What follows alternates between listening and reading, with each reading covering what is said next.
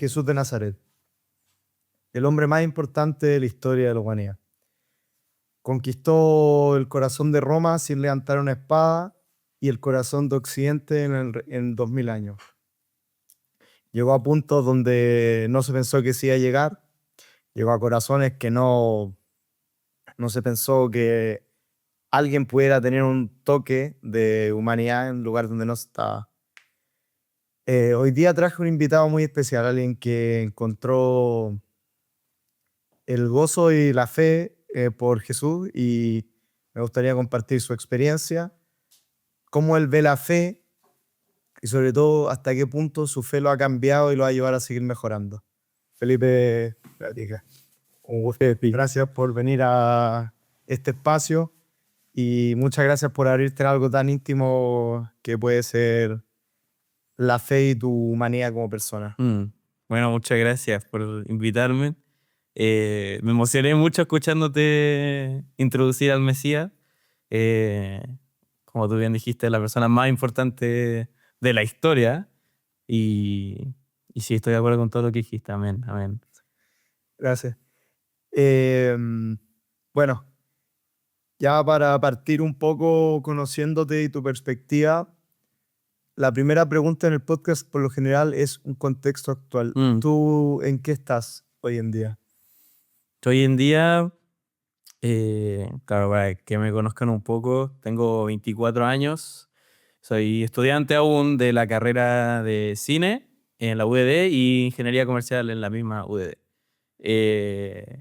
Ha sido un periodo, he estado como en una incubadora de estudio que ha sido muy bonito porque en ese proceso conocí a Jesús en un momento muy malo, oscuro en mi vida, que es parte de mi testimonio. No sé si es algo que Sí. va más adelante, pero sí en la universidad lo conocí y ha sido una locura emprender el viaje desde 2023 hasta hoy en día. Entonces, hoy soy cristiano, llevo 2 años siendo cristiano de corazón, rendido, bautizado, nací de nuevo, por así decirlo, para la gente que puede entender lo que en la cultura cristiana significa y conlleva, y ha sido una bendición enorme con todo lo que está pasando en mi vida y en el mundo, saber que mi esperanza no está puesta en alguien del mundo, sino en alguien que lo dio todo por mí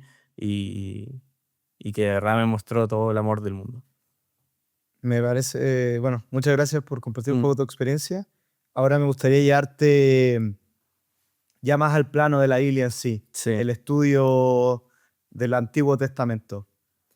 Se viene, bueno, la pregunta más ad hoc sobre el Génesis. Para ti el Génesis, ¿qué representa? Mira, igual, antes de partir a responder todo esto, cuando analicé y estudié las preguntas que me hiciste, igual sí están muy buenas, difíciles y desafiantes, y solo puedo responder en base a lo que Dios me ha permitido aprender, lo que he estado estudiando este último tiempo, porque justamente este año empecé un plan de 2 años para leer la Biblia entera. Y obviamente he leído fragmentos y todo, y particularmente Génesis, la primera vez que lo leí, que lo terminé de leer en enero, es una locura, es casi ciencia ficción en algunas dimensiones, ya que si uno parte leyendo, abre la Biblia sin conocer nada, lee las cosas que pasan y son locura. Hay gente que vive más de 100 años, gigantes, te hablan de cosas que el mismo diluvio. Pero Génesis de base yo te diría que tiene el ADN de la humanidad como hasta ahora, tal cual. Porque de los primeros 3 capítulos te muestra el plan original de Dios, que es habitar con nosotros, con Adán y Eva. En la misma Biblia habla de que Dios estaba ahí. El Señor se paseaba por el jardín del Edén y interactuaba con ellos. Pero vamos por partes. El primer versículo, o sea, de los primeros versículos, para no equivocarme, es: al séptimo día se hace la luz. Los primeros 7 días, ¿qué representan para el cristianismo? Para el cristianismo, bueno, yo diría que el cristianismo va en el Nuevo Testamento, porque los primeros versículos son más para la cultura y fe judía. Ya, perfecto. Porque nosotros como cristianos, tú como católico apostólico romano, porque no sé si sabías que de lo que significa que es tu denominación. Por Pedro, si no me equivoco. Claro. eh, Católico porque es la iglesia universal, que es la que se conoce popularmente.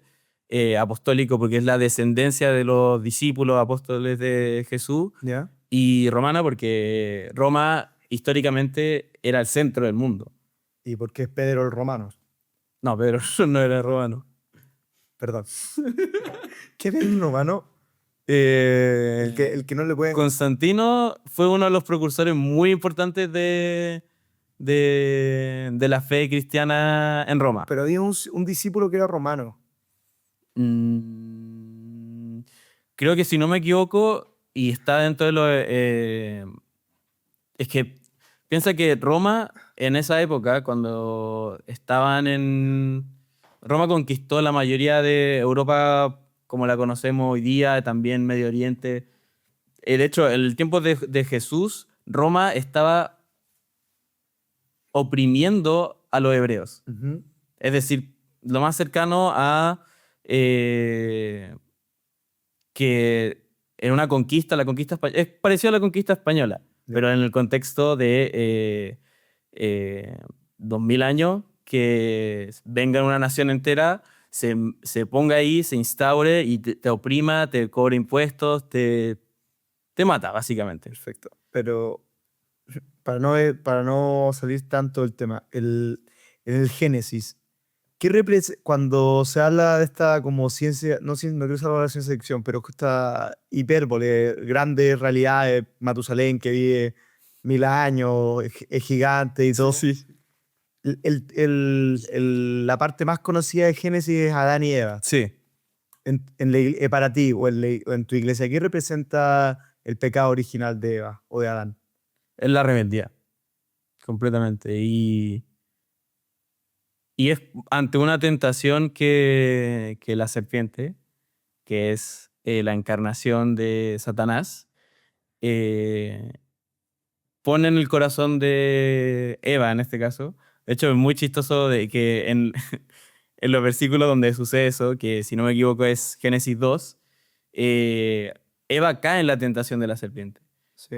Y cuando pasan dos cosas muy, muy interesantes desde una perspectiva de los diálogos que tienen, Ajá. porque Eva peca del fruto del conocimiento y la vida, perdón, no, del conocimiento de lo bueno y lo malo, y al comer ese fruto, que se dice popularmente que es una manzana, pero en realidad no, es un fruto.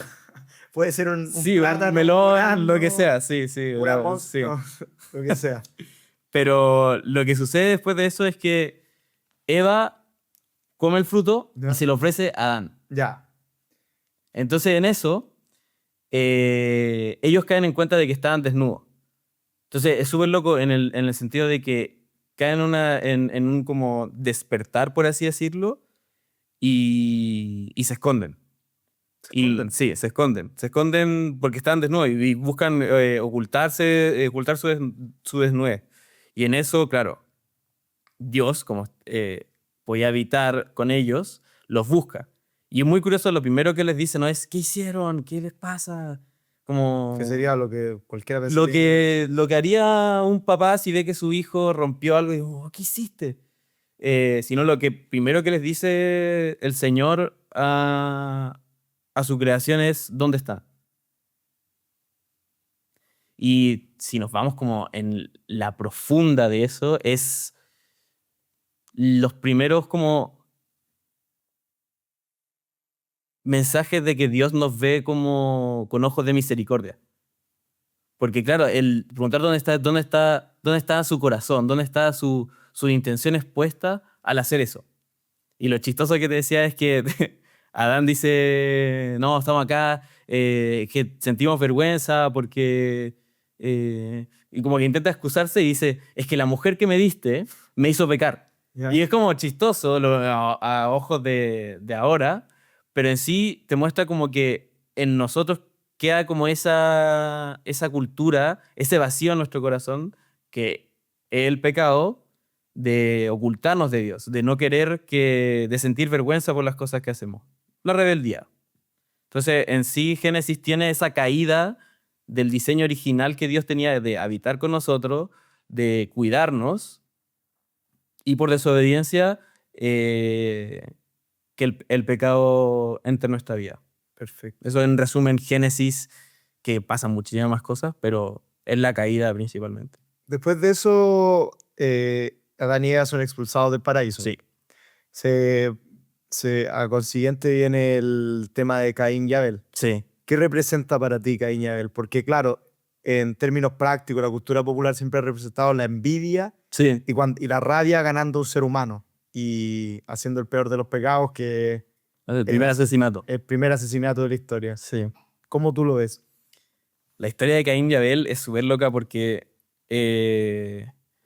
¿por qué Caín siente celos de Abel? Porque era el mejor en la cosecha, era el mejor Claro, era trabajando. el capo de todo. Sí. Y ahí, en eso está, si no me equivoco, Caín cazaba y Abel era agricultor, si no me equivoco, porque no lo tengo tan fresco, pero digamos que esa era la situación de cada uno. Uno eh, era muy agresivo, por así decirlo, ya sea por la actividad que realizaba para vivir, eh, y Dios empieza a hablar con ellos, aún en su rebeldía, y les pide sacrificios o ofrendas, que es como, no es lo mismo, pero tiene como una connotación de que, Dios, yo hice esto y te lo ofrendo, porque tú eres importante para mí. Y Dios ama eso, porque demuestra que reconocemos a nuestro Creador. Yo creo que eso es un principio muy bueno. Y Caín, en la Biblia se describe la acción que tiene cuando va a ofrecer sus ofrendas, que no trajo las primeras, sino que trajo buenas ofrendas, pero no las primeras. Entonces, Abel sí trajo las primeras. Nos digamos que tenía su huerto y los sembró, pasaron los meses, crecen, y los primeros frutos que salen de eso se los ofrece al Señor. Entonces, en mi interpretación de eso y mi exploración de esas situaciones, claro, Abel estaba poniendo su fe más en Dios que, no, es que esto me da comida, entonces esto es mi Dios. Porque si no tengo esto, que es mi alimento, ¿cómo voy a vivir? Y quizá en el corazón de Caín estaba eso de, ya, tengo todo lo que necesito yo, mi comida, mi reserva, saco lo mejor y ahí se lo llevo al Señor, versus me puedo quedar sin nada, pero lo primero que produzca se lo tengo que dar al Señor. Y cuando Caín ve que Dios favorece más a Abel, por esa conducta en su corazón de Abel siendo más genuino al decir como te ofrezco lo primero que sale de mi cosecha, Caín cae en celo de decir como, pero ¿por qué él? ¿Y por qué no yo? Rebeldía, fum, lo mata. Y eso en realidad es como, de nuevo, una proyección de cómo nosotros hemos actuado hoy en día, contemporáneamente, que al final es como muchos problemas de ego, de identidad también. Si Caín hubiera sido mucho más genuino en saber de que su relación con Dios no era algo que dependía de su esfuerzo, sino de una dependencia de Dios, no lo hubiera matado, a mi parecer, en mi opinión. Y bueno, después de eso, Caín es desterrado, ¿cierto? Claro, sí, es maldito, Es Dios lo maldice. maldito, y esta maldición y Sí, este destierro, eh, de alguna forma muestra esa separación que Caín va a llevar el resto de su vida con Dios. Ya no es porque mató a a su siervo más, claro, a su mejor siervo de alguna manera. sí. Igual en eso, cuando lo maldice, Caín le pide que tenga misericordia y Dios le da misericordia. Y es una misericordia con letra chica, que es como, no te voy a matar, Ah, te voy a dejar que, si no me equivoco, que no pueda morir por manos de cualquiera. Y eso igual deja como la situación en la que deja la oportunidad y la puerta abierta de que Caín aún así tenga una redención, por así decirlo, pero que en su corazón haya una rendición finalmente a la actitud que tuvo en primer lugar. Perfecto. Sí, es súper loco en realidad pensarlo desde ahí. Y bueno, Y es como la conducta que Dios tiene con nosotros hoy en día también. y ahí dándolo a la cultura popular, porque tú también eres cineasta. Sí.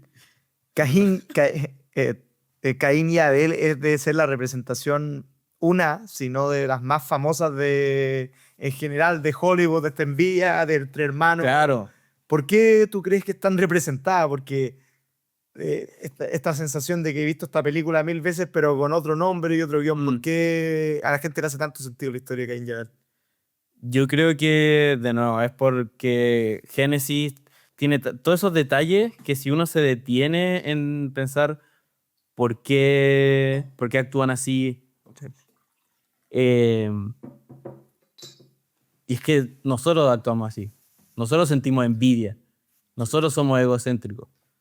No una cosa condenatoria, sino como está en nuestra naturaleza y cuando lo vemos en una película que fomenta eso, o sea, más que lo fomente, son personajes que pueden tener cualidades así, decimos, sí, puedo entender por qué tiene envidia, puedo empatizar con el personaje porque yo también he Sentido esa envidia. Sí.